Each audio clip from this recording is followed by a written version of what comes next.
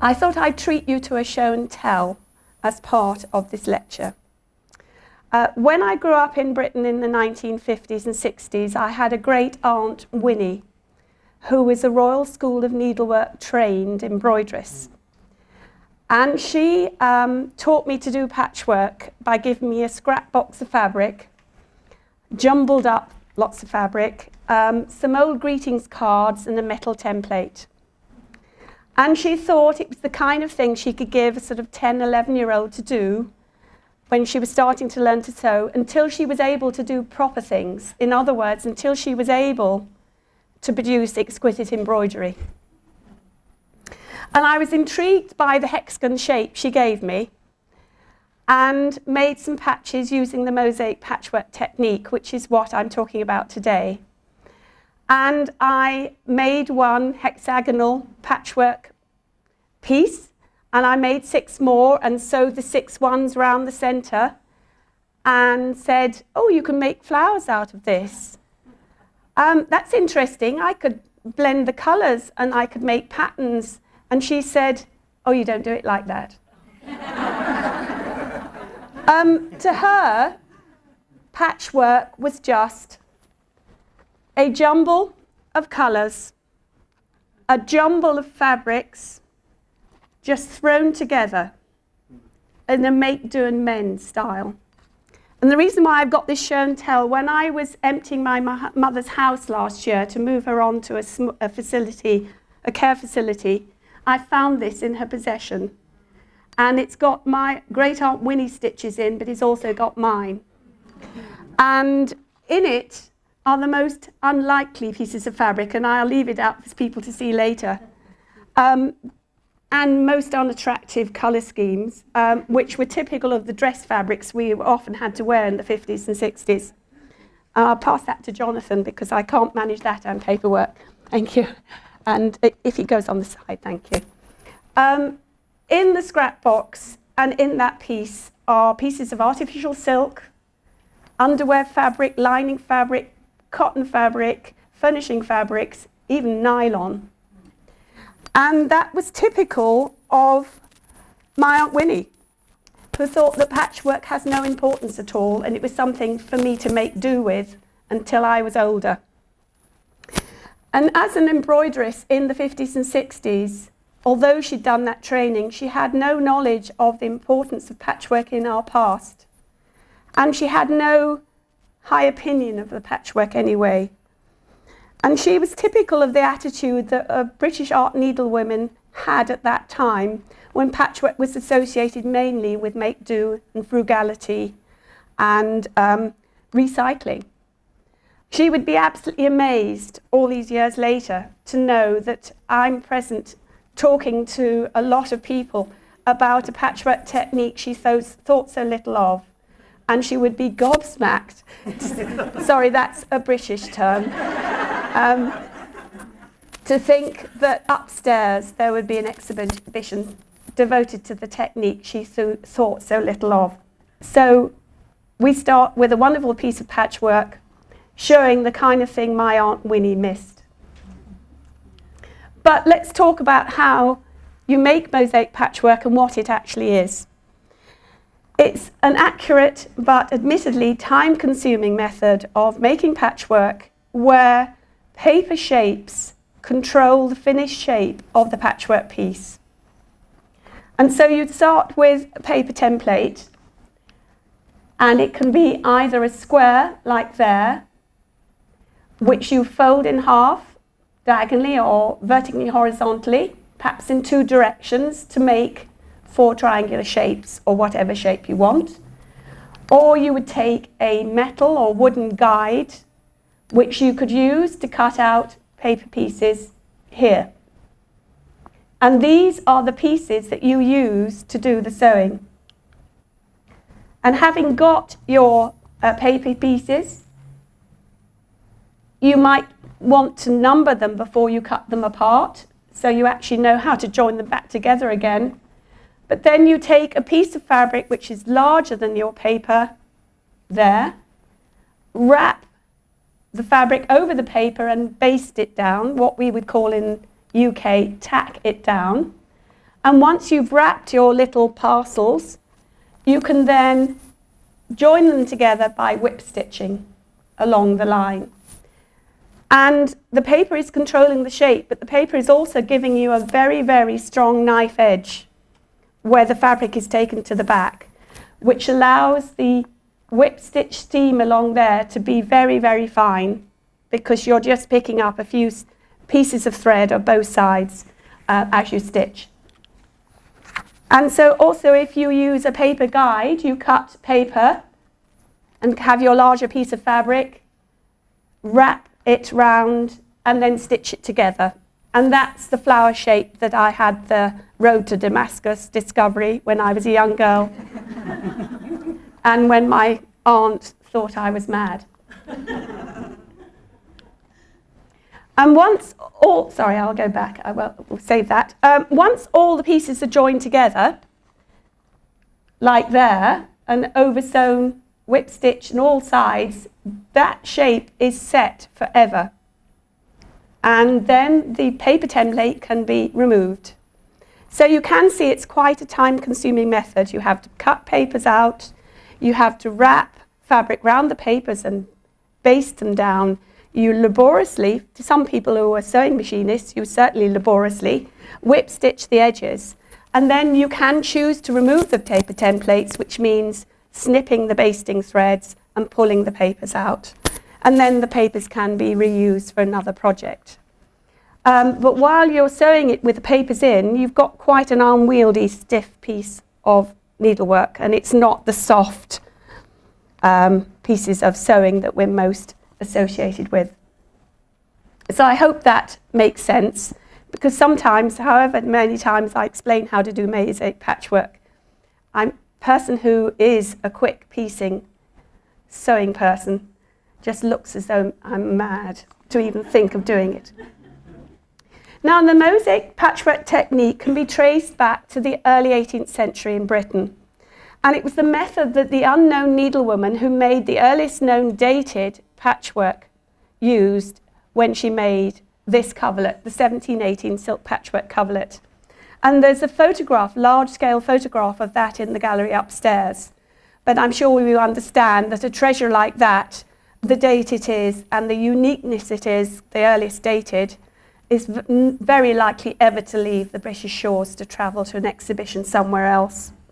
And I don't think I'd want to be the curator to agree it travelled. Now, it's made up of rectangular blocks, square blocks and larger square blocks and some rectangular ones there. And it looks quite stiff in the picture because all the paper templates in this are still in the piece. Now, the important thing is dimension. It's approximately 6 foot square, although it quite clearly isn't a square. And these base unit blocks there are 4.5 inches in size. And the interesting thing, the papers, the templates are sitting in it, although this coverlet has quite clearly been used on and off over the last 300 years. It's sewn to a backing. It has had in the past a huge border that obviously hung down the sides of the bed, and it did appear to have been quilted to an extra layer because there are remnants of all these stitches still left in it. So it's been used and abused and changed and altered and probably changed from bed to bed through a household before it ended up in a cupboard. So we're extraordinarily lucky that it still survived. But it was in some state, and so it went for conservation work in 2003. And while it was at the Textile Conservation Centre in England, they carried out a research project to see if they could get any clues about the origin and the maker from the paper templates that were still inside the coverlet. Because there were places where the wear and the fabric allowed you to peep through and see. Some of the papers were printed and some of them had writing on. So the most unlikely thing happened. They discovered, the researchers at the Textile Conservation Centre, that by using a cold source light box and laying the coverlet on a support, the silks on top, the paper templates underneath, a camera above. You could take photographs through the silk to get images of the papers inside. Now, the papers have a lot of marks on, and they gave lots of clues about how the object was made. Now, those are just some details of the blocks, and you can see there lots of pieces of paper showing through there. And they were just plain, but some of them had marks on. So these are just two examples of the photographs that were taken through the silks to show the paper templates underneath. And here, go back, is the middle. This is quite a simple 4.5-inch block that was created by folding vertically and horizontally and then folding diagonally there. And the person then had lots of fold marks that they could use to cut along to create the templates. And then this maker has put these marks on to show how she would join them together again. Because you know, if you draw or fold a square, you won't do it precisely accurately. And so that triangle might be slightly different in size from that triangle. Therefore, you would always want to join that one back to that one. And with those two marks, she would know which ones to do. This one is even more complicated, and this is when you start getting a bit worried if you were ever asked to make this block. This again, 4.5 inches square, much more complicated. It's got diagonal folds to create these lines here, but the maker then drew this very simple flower, cut the paper apart, and each one of these pieces is a component part. So can you imagine the head of that flower, how big it is? That circle. And so this was marked in a much more complicated way with grid lines. Can you see? So that when she joined together, she knew by looking at the back of the templates that she was lining everything up well and making sure it joined together again. I'll show you another example of what I mean. Those are examples of how the templates were drafted. Can you see the fold lines there, for example? And how she's would have drawn in the lines. And there, the more complicated flower, the maker would have numbered each piece so she knew where they went together, but also would have drawn reference marks to help her reassemble. And that's exactly what you see in the lady block. That is the completed lady block on the right, and on the left, when she first did the design, she drew a lady with a very small pin head, and a neck, and a very, very narrow skirt, and shoulders up there. And she probably, knowing patchwork, realized that the task she'd given herself was too impossible, because can you imagine wrapping fabric over to make a neck that narrow and make a head that small? So she redrafted the lady with a much bigger head, wider shoulders, and a wider dress. Then put reference lines across there before she cut the paper apart to wrap, to assemble, to make the lady block there. So that's an extraordinarily confident needlewoman who was very, very familiar with the technique of mosaic patchwork. So although this is the oldest dated patchwork, you can quite confidently say it was made before 1718 as well, because this was not a new invention to make this piece. And that's certainly confirmed by the fact that 1718 silk patchwork coverlet is not the only example of mosaic patchwork from the early 18th century. For example, the McCord Museum in Canadian History in Canada has a quilt mosaic piece which is dated 1726. And in the Hampshire Museum Service collection in southern England is this piece, which comes from the middle of the century, again made from mosaic patchwork. And there are many more examples that I've been tracking in my research. Now, the interesting thing connecting this to the previous 1718 silk patchwork coverlet, this might have had a more complicated design, but the basic design is based on squares. And this one is exactly the same, based on squares. And the 18th century needlewoman would have been practical in that she was familiar with the square shape. She knew she could create designs from a square shape, in this one only using diagonally quartered blocks.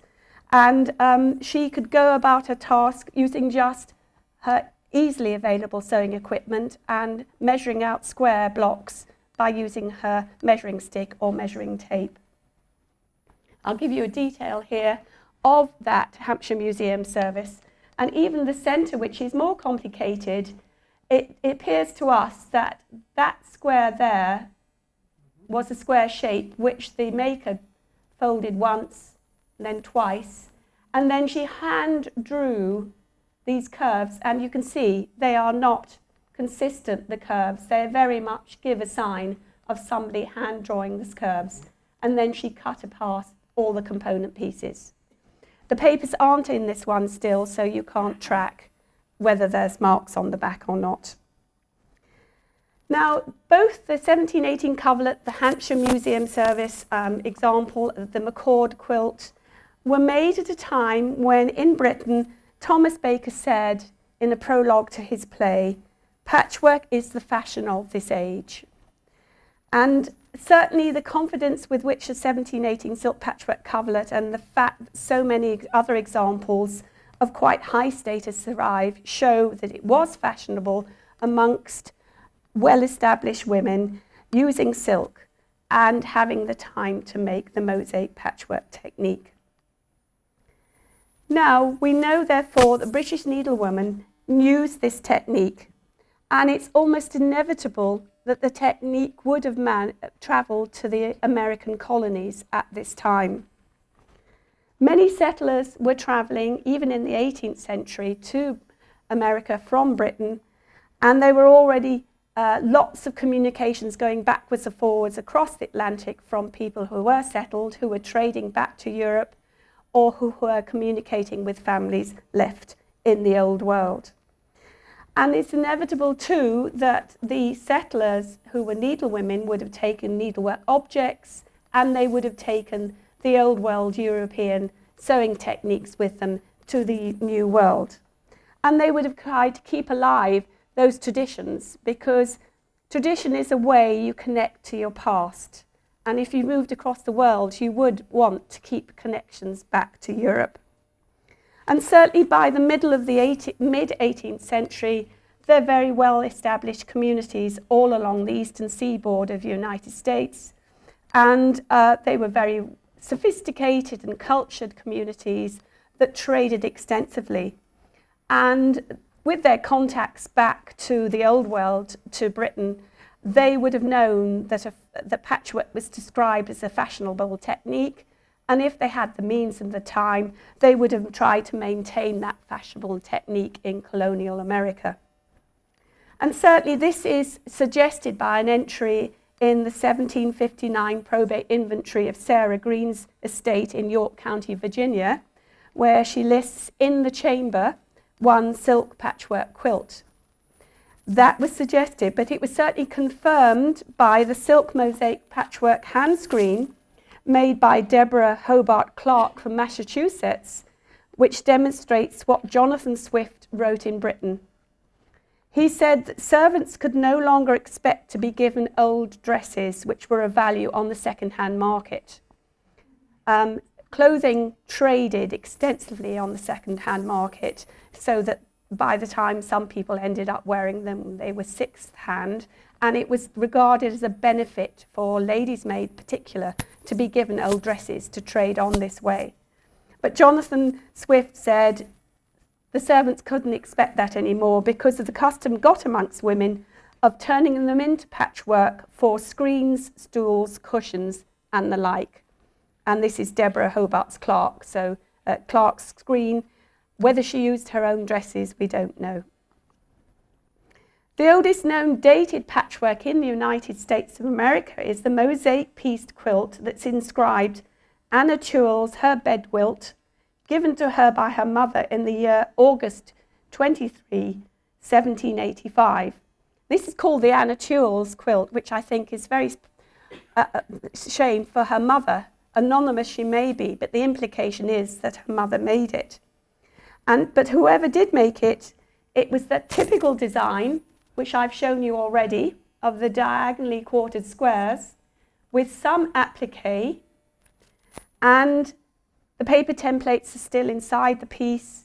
The piece is made of mostly wools, but some printed cottons and some silks. So that's a demonstration that in New England, where it's suggested the Anna Tewell's quilt was made, there was a plentiful supply to use for patchwork of wool, printed cottons and silk by 1785. Now, towards the end of the 18th and the beginning of the 19th century, patchwork changed as printed cotton became the popular fabric of choice for dress and furnishing. Shops stocked cotton yardage, but also sold discounted cotton pieces. And this, which is a detail of a British hexagon patchwork from the end of the 18th century, demonstrates how widely available a huge variety of designs of printed cottons. I just did an experiment and measured approximately 2 foot by 3 foot and counted 120 different fabric designs in that piece. Now, you've noticed a different shape appearing, as well as the incoming of printed cotton to use for patchwork. We start getting quite a markedly different design ethic. The use not only of the 6-sided hexagon shape, which was quite a remarkable change, and the hexagon, as you will see as we go through this lecture in the gallery upstairs, continues to be a popular shape, but also the arrival of much more complicated designs. Now, the 18th century woman had lived in a world of verticals and horizontals and half-square right angles. In other words, an 18th century woman would have been used to the geometry you see on the side of a chair, the top of a table. Anything was vertical and horizontal. And so it was easy for an 18th century woman to draft square blocks to create her patchwork. But we're now starting to get the arrival of much more complicated geometries, and with the 6-sided hexagon shape, a geometry that doesn't relate at all to the square shape that the practical needlewoman would have been used to. And this is demonstrated by this piece, a British piece, which we in the Quilters Guild collection call the Mrs. Billings quilt, because the dear old Mrs. Billings had me going to visit her, and when I went, she looked like Mrs. Tiggerwinkle in Beatrix Pocker's books, very hunched over and slightly whiskery, and she was determined, I will tell you this and I hope you will take it in the way I'm telling you, she was determined that this would end up in a collection, and she donated it to the Quilters Guild collection, and actually said, I don't want the Americans to get hold of it.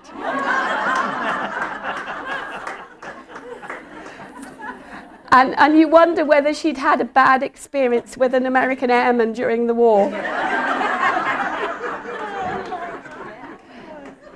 But the fascinating thing about this coverlet is the fact this is a very small piece. It only measures 84 inches square. And I've tried to count this, and every time I count it, I get a different number of borders, but there's about 15 borders of squares, triangles, long hexagons, and diamonds. So they're very small, and these shapes could not be achieved accurately enough to make this a flat line coverlet unless they had not been drafted just by folding. The other more complicated shapes that start appearing are these very, very complicated star and plate rosettes designs, which you start seeing in the center of patchwork at the end of the 18th, the beginning of the 19th century. And this is not paper folding, because anybody who's tried, and I know at least one member of the audience is a friend of somebody called Cindy Hamilton, And Cindy Hamilton has tried to paper fold these shapes, and the only way she can do it is by using tissue paper. Because you know, if you fold a piece of paper and fold it again, the thickness of the folds gets so much, the accuracy goes completely. So these would not have been produced by paper folding squares of paper. The needlewoman could not have achieved the accuracy. So how do they manage it? The practical woman's idea of folding was out of the window. But if you look at the kind of schooling that girls received in both, by now, the Republic, the United States, and in Britain, girls had a very limited curriculum at school. They taught reading and writing and sewing and perhaps decorative arts like speaking French or music or art. But certainly it was considered quite testing for their brain to be taught natural sciences or maths or geometry. And it had to be quite an enlightened father who allowed his daughter to be educated that way at school.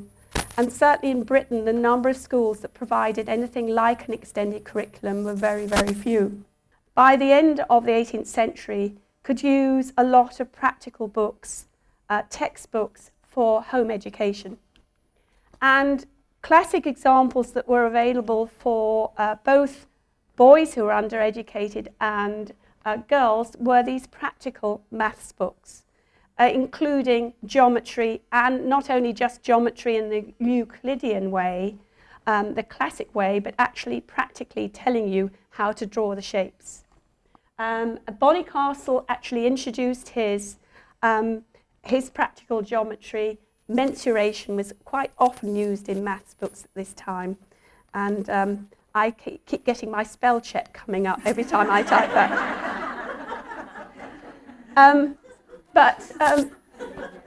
He acknowledged that he was writing a book for people to learn rather than just people to read in a theoretical way, so they could show off as a cultured person. So he was aiming his book at people who might well be able to need this kind of practical knowledge in the future. And I'm sure girls who wanted knowledge would have eaten these books up. And another one here is The Compendious Measure. Aren't they wonderful title? Charles Hutton was well known. He used to lecture on geometry and maths, and he also at the same time wrote a textbook. And you can see down the side where he's showing methods for creating all these geometry shapes.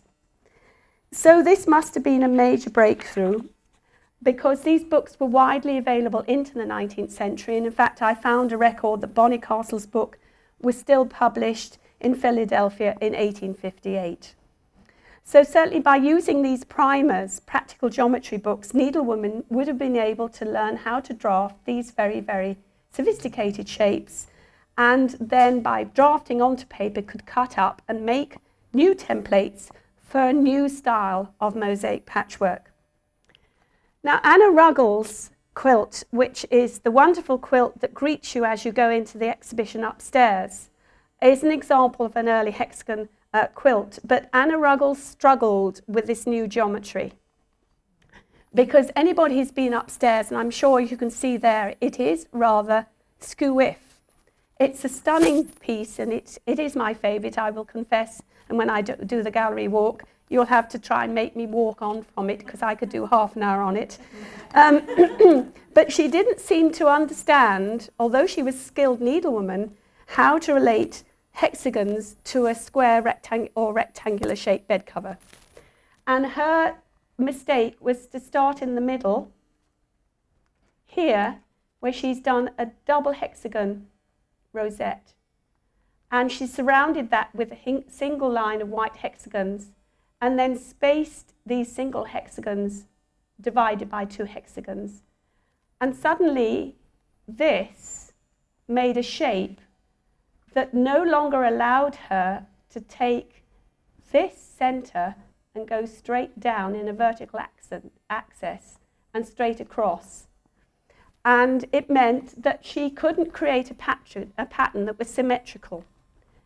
So when she tried to place her first row of hexagons and wanted one dead center to go straight down, she couldn't put it dead center.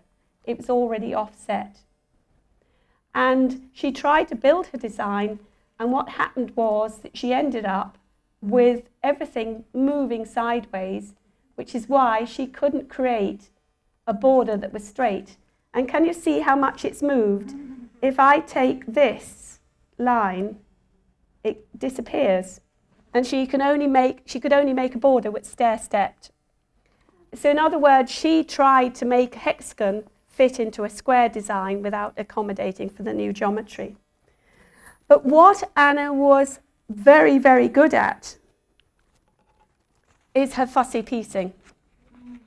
And that's the one thing I would urge you to go and look at when we go upstairs and when you go and look at the exhibition. And the remarkable thing is that Anna Ruggles' grandmother, this piece is dated 1796, Anna Ruggles' grandmother, earlier in the 18th century, would probably have worked her whole sewing life with plain cloth. Because until the end of the 18th century, printed cloth was comparatively rare and highly desirable and would not have been widely available. So Anna Ruggles was working with a cloth that quilt makers of the 21st century take for granted. 21st century quilters are used to blending lots of printed fabrics and getting the best out of those fabrics. But this must have been quite new for Anna. But she recognized how you can select pieces of a print, and by combining them and cutting them carefully, you can produce such stunning sort of kaleidoscopic designs. Oops. Can you see here? That's one hexagon, and by cutting it, she's got to make that wreath shape. And I think that's remarkable that in one or two generations, needlewomen like Anna at the end of the 18th and into the 19th grasped this new printed cotton and started using it for their patchwork in such creative ways. I think we've got to recognize that. We find it quite easy. They must have found it much harder. But I certainly think you will agree when you look at it and revisit Anna Ruggles that her eye for pattern and kaleidoscopic potential in fabric is second to none. Another piece made at the same time demonstrates how clever the late 18th century needlewomen were with mosaic patchwork. This has a design of flowers here and then sort of plate type border with clamshell between. And there is some embellishment in the flowers in that the stems are embroidered to join the leaves and the flowers together. And if you look at the back here, you can see that the entire piece is mosaic patchwork. In other words, this maker drew the design on paper. Presumably she had to join lots of pieces together to make a large enough piece, and cut the component pieces apart, numbering as she went. Can you see she numbered them? So she knew how to join them, and drew lines across so she knew how to reconnect them, cut all those pieces apart, wrapped them, and then sewed them back together to make this piece on the left. Can you imagine if she cut too many pieces apart and got herself lost? She'd never be able to put it together again. So I'd like to hope that she cut maybe that bit first and left the whole piece whole and then pieced that together and gradually did it. And this is remarkable because the entire design in paper is still in the back. But it's not the only one. This is the one I've just shown you, and there is a very, very similar design from the same period with a very similar design of sunflower flower pot in the middle, tulips in the corners, plate patterns, but in this one there are extra flower bouquets and baskets added round the edge. Entirely a design drawn onto paper, cut apart for the papers to be wrapped in fabric and then stitched together. And if you don't believe me it's possible, this is a detail of the fragmentary coverlet. That is the front with the embellishment of the embroidery to give you the seams. Then in the back, Can you see all the pieces that were joined together with mosaic patchwork? And so this lily here, and it's recognisably a lily, isn't it? Tiger lily, is made up of 5 pieces of paper, 3 wrapped in pink and 2 wrapped in white. And there it is, joined in mosaic patchwork. Are you getting depressed of the thought? Or are you thinking you might rise to the challenge? We also see the confidence with which needlewomen in Britain were taking to this new geometry and using mosaic patchwork. And Belle Abraham made this. And this piece travelled with the family when they settled in the States in the 19th century. So obviously this has been a treasured possession for some time. And the family story is that Belle, who dated it and gave her initial in the quilt, started this 9 years before in 1799.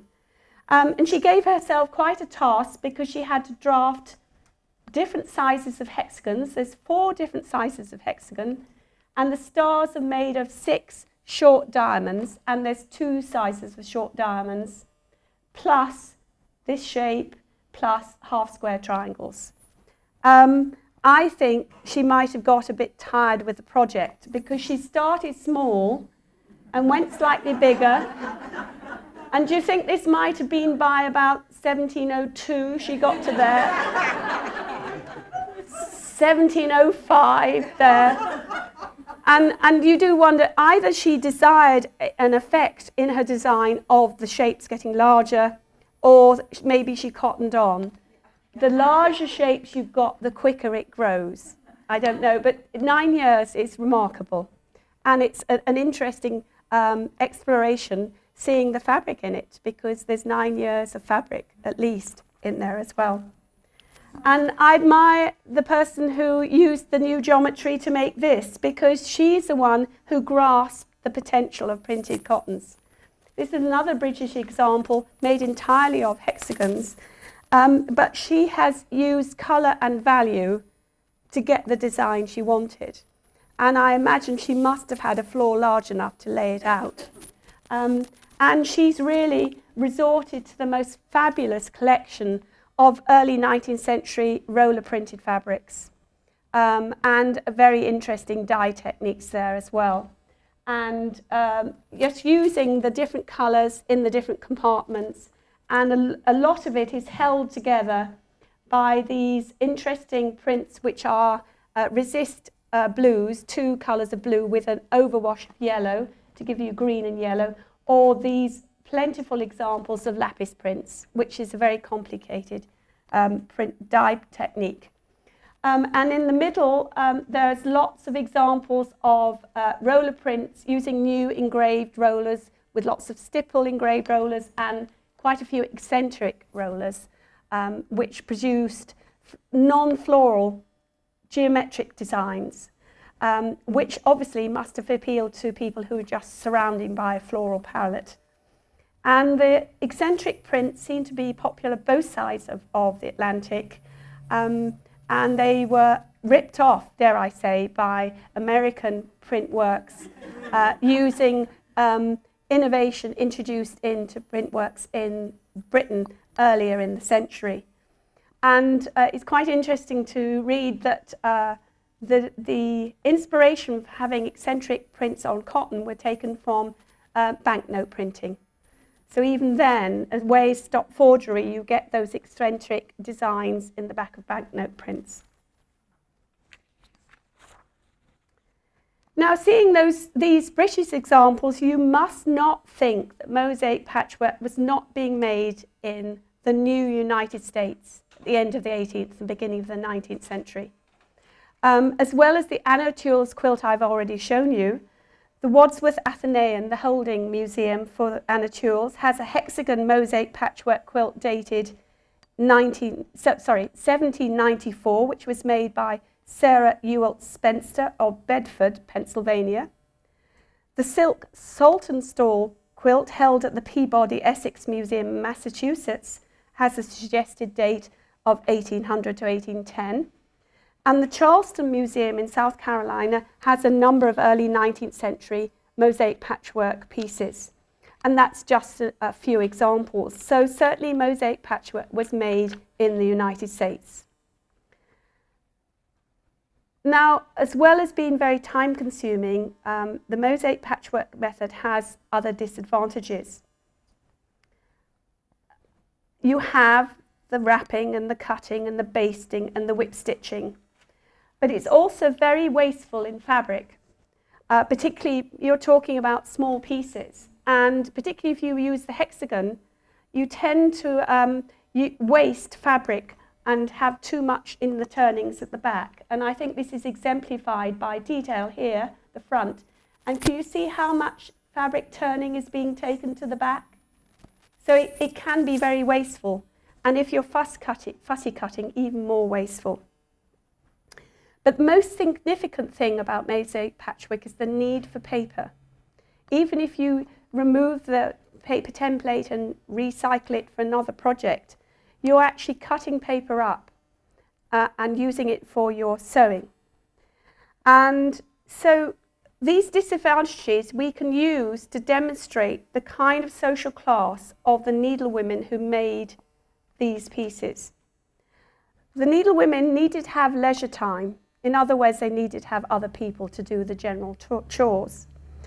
And they needed to be able to have live in an environment where they can indulge their taste for decorative needlework.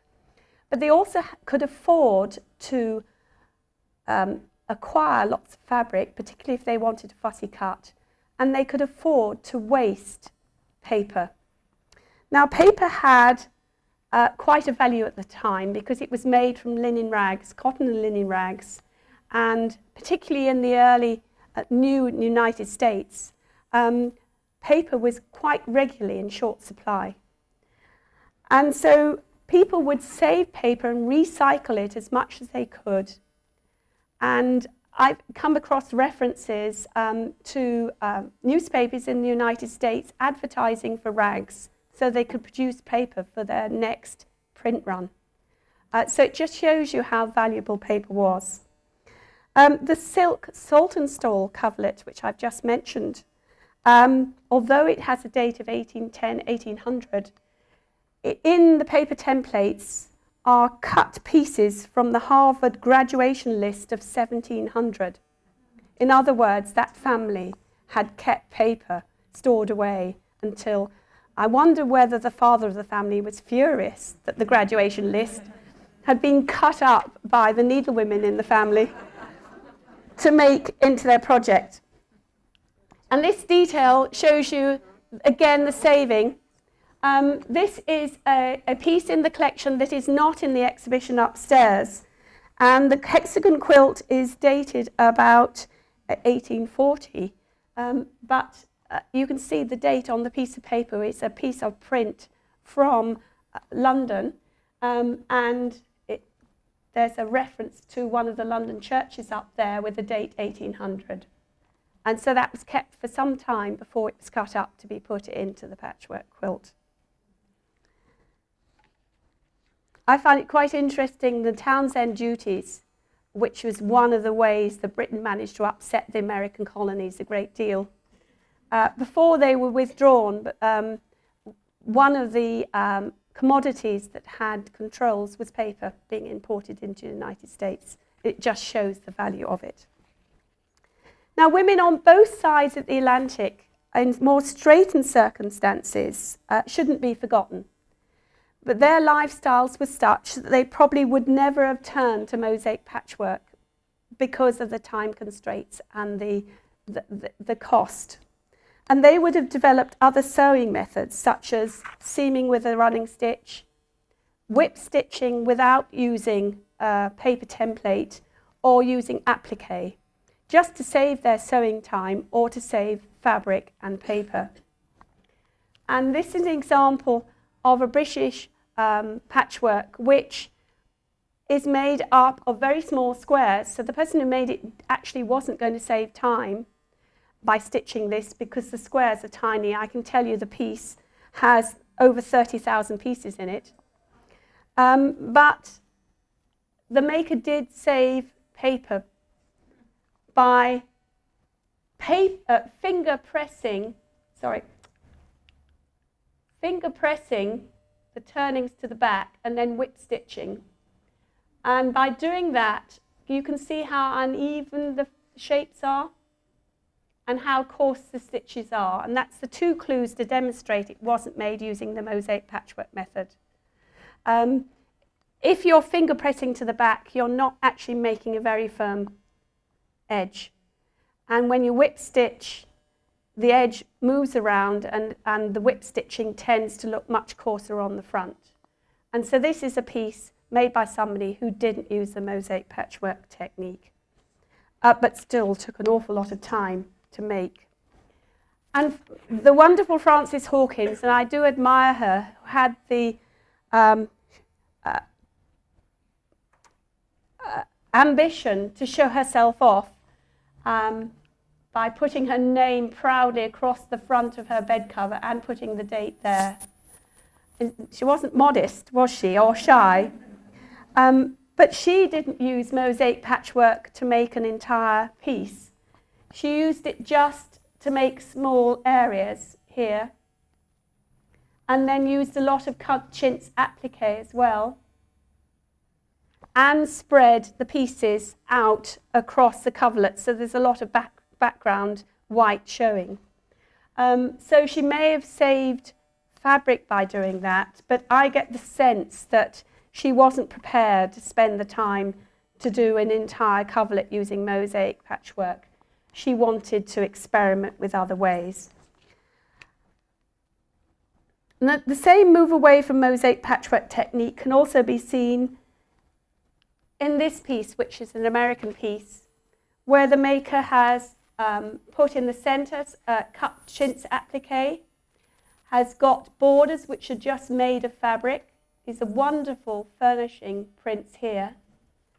And then just borders of patchwork here, which alternate between seamed stars and little 3 hexagons, which are mosaic pieced and then applied onto a background.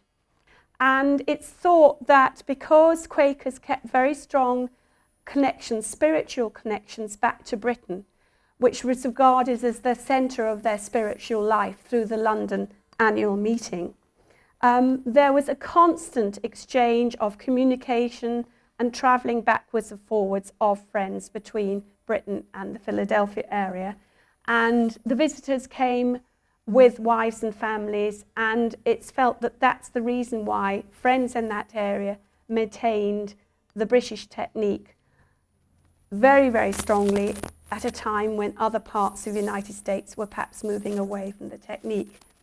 And it also may be to do with the fact that friends felt very strongly about not doing anything that could be associated with the Civil War and the activities and with the slave ethic of the South. And so maybe if they felt they hung on to British ways and British fabric, they could distance themselves with unattractive political views at the time. Rebecca made these meticulously pieced quilts, and she incorporated signatures and the most beautiful drawings here, and that's a bee sketch with the bees hovering around the top. And majority of the pieces have names inscribed underneath, including Rebecca's grandson, William H. Savory, who was born on the 6th of April, 1844. The quilt was made in 1844, and he obviously arrived just in time because his block is right on the edge. So obviously the piece was nearly finished when he popped into the world. And most of the names, apart from the Savory family, are from the eastern side of the Delaware River. And another of Rebecca's pieces records friends on the west side of the Delaware River. And right in the centre of the piece is a patch attributed to Cyrus Cadwallader, who was aged 81. So whether it was made in her honour, I don't know, but we could speculate that, couldn't we? Now this is one of my favourite pieces in the exhibition upstairs, again showing how many American needlewomen were hanging on to the technique and using it to great effect and with great skill. Sadly, this is very worn and it's not in the best condition, but it was felt appropriate to put it in the exhibition, and it is draped over a roller for support, so it's not the complete quilt you will see. Because of the stunning design, the meticulous sewing, and the wonderful fussy piecing, and the way it's been put together. It's just a tribute to 19th century needlewomen when you see it. The stitches are beautiful, and I think it looks so wonderful, doesn't it? When you think it took a long time, but it's a very effective use of the mosaic patchwork technique, using a very limited number of geometric shapes. And perhaps the most original use of hexagons in the exhibition, sorry, I forgot about this. This is a contrast with the previous diamond field, made in very similar time, again using the mosaic patchwork technique, but the stitching here isn't nearly as good here. It's thought this was made in two parts. The center area of overlapping triangles made first, and then mosaic pieced motifs, like sort of little flowers here, were applied to a backing fabric, and this was added at a later stage to make a larger piece. And the middle has a backing machine to it, but this is just one layer here. And it makes you wonder whether by this period, and we're in the period after the introduction of the sewing machine, whether this is marking the fact by then so many women were using as much as they could the sewing machine, and you can't blame them. If you're given a tool, it's quicker, you would use it, wouldn't you? But it may mean that women were no longer practicing the hand sewing techniques quite so much, and you can speculate whether that marks a time when hand sewing, the quality, with some people actually is not as good as in the past. Perhaps the most original way of using hexagon mosaic patchwork is this British example. We know the date there, and we assume this is an M and an H here, there and there. There's AD 1853, but we don't know any more about it. But the maker used hexagons in a very interesting way, not just colour and value design, but to make these baskets and flowers here, but also to spell out an entire verse of a hymn written at the end of the 17th century. It is a fairly grim hymn, or this verse is, "Teach me to live that I may dread the grave as little as my bed. Teach me to die that so I may with joy behold the judgment day." But it really is echoing the pious sentiments that are often expressed in needlework at the time, and really reflects the importance of religion in both sides of the country during the 19th century. And it wasn't deemed inappropriate for a very, very pretty quilt with very pretty fabric to have really quite a grim verse on it. Now, the end of the 19th century, or the second half of the 19th century, saw a developing taste for different cloth, luxury cloth, that arrived on the back of new innovations in chemical dyes that introduced a different colour palette for silks, velvets and wools. And this was the time when women, whenever they could, were going back to using the silks, velvets and wools just because they were different and they were colour different. And Virginia Gunn's groundbreaking research into periodicals has revealed the growing influence of ladies' magazines. The magazines highlighted a fashion for fancy needlework and provided patchwork patterns to be made in silk and velvet, like this piece here. And this exemplifies this fancy work trend of the third quarter of the 19th century. This is a lovely cut velvet border. These are lots of silks. There's fussy cutting here. And it's quite a small piece. And these designs were encouraged by articles, again appearing in Godey's Ladies' Book, who took mosaic patchwork patterns from the British magazine The Family Friend. And Godey's published these patterns throughout the 1850s, and Godey's spread all across the United States, encouraging mosaic patchwork using these interlocking, tessellating geometric shapes, and obviously always promoting the hexagon, but other shapes as well, like the octagon and square and the long hexagon here. And can you see this one here? The dark, medium, and light effect, the 3D effect. I think we can say that although Godey's patterns were very well received, so much that Graham's magazine and Peterson's magazine, also American magazines, ripped the patterns off and then produced them themselves. We can say that really these magazines were promoting the mosaic patchwork technique as a novelty technique. In other words, they were not suggesting that these were pieces to be made for practical use for beds, for quilts to provide warmth, for quilts that could be washed, for worn and used and mistreated. They were promoting the technique really to be used for decorative purposes, often to be intended for the parlour as showy pieces of needlework rather than pieces for the bedroom.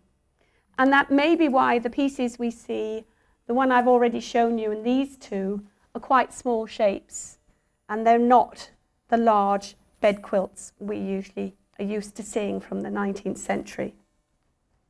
These two are made in wool, and this one to the right is absolutely fascinating. It's that 3D design I showed you, using the dark, medium, and light colours to get you the 3D.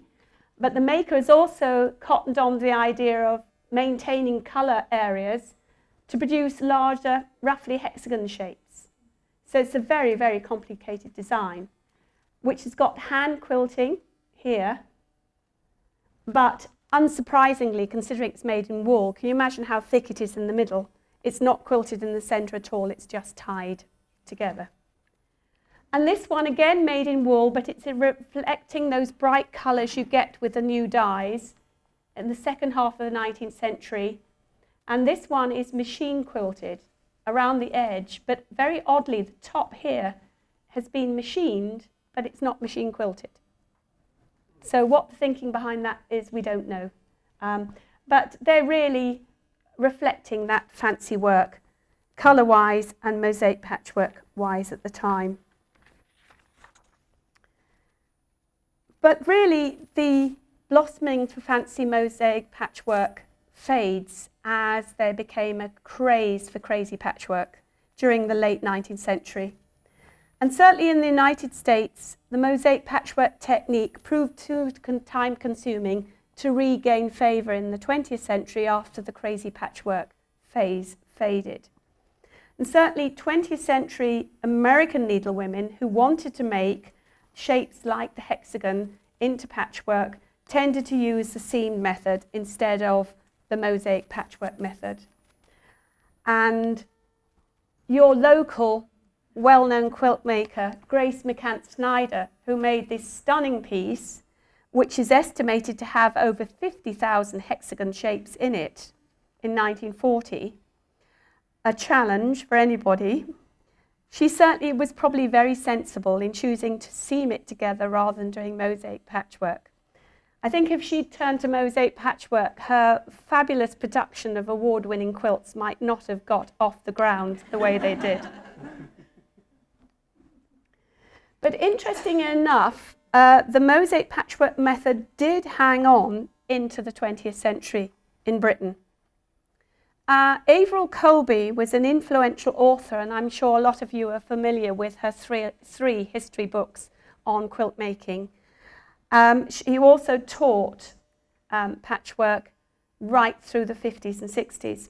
And she was first introduced to mosaic patchwork when she lived in Liss in Hampshire. She moved there with her mother in the 1930s and was introduced to the local Women's Institute, which is a national organisation. And she was involved in making a group patchwork bed cover in 1932. And the group patchwork bed cover was mosaic patchwork in hexagons.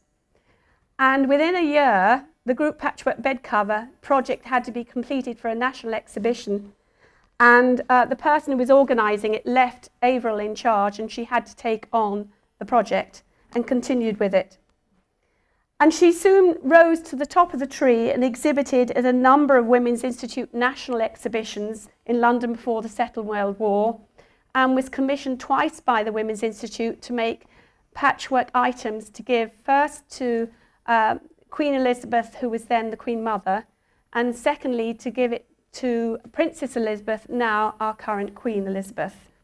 And she went on to make her most famous piece in 1953 called High Summer.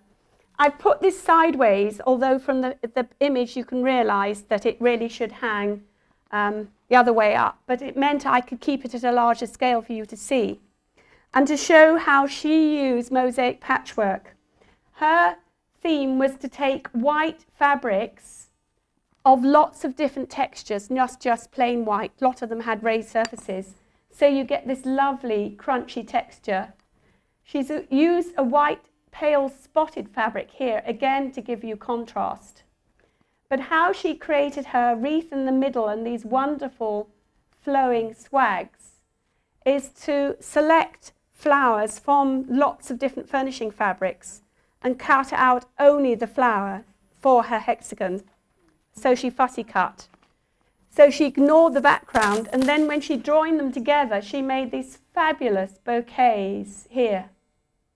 And this is why she called this High Summer. And this is regarded as her masterpiece.